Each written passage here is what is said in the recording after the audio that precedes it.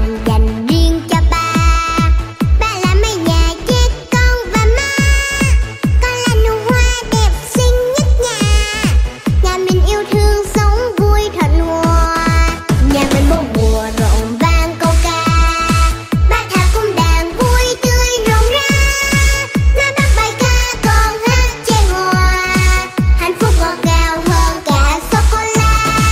Ba ba ba ba ba, ma ma ma ma ma. Ba ba ba ba ba, ma ma ma ma ma. Mai là đóa hồng dành riêng cho ba. Ba là mái nhà che con và má.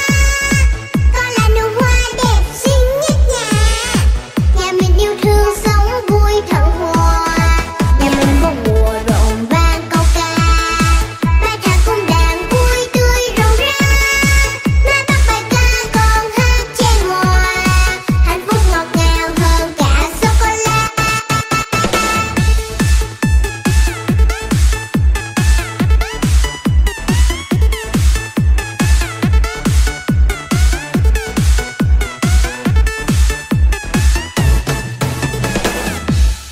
Mai là đóa hồng dành riêng cho ba.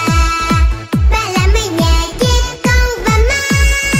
Con là nụ hoa đẹp xinh nhất nhà. Nhà mình yêu thương sống vui thuận hòa.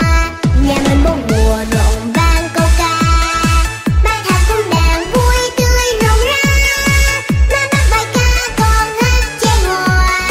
Hạnh phúc ngọt ngào hơn cả sô cô la. Ba ba ba ba ba, ma ma ma ma ma. Ba ba ba ba ba, ma ma ma ma ma. Mai là đóa hồng dành riêng cho ba. Ba là mái nhà che con và má. Con là nụ hoa đẹp xinh nhất nhà. Nhà mình yêu thương sống vui thuận hòa. Nhà mình bốn mùa rộn vang câu ca. Ba thả cung đàn vui tươi rộn rã. Má bắt bài ca còn hát chèn hòa. Hạnh phúc ngọt ngào hơn cả sô cô la. Hạnh phúc ngọt ngào hơn cả sô cô la. Ba ba ba ba ba, ma ma ma ma ma. Ba ba ba ba ba, ma ma ma ma ma. Xin cảm ơn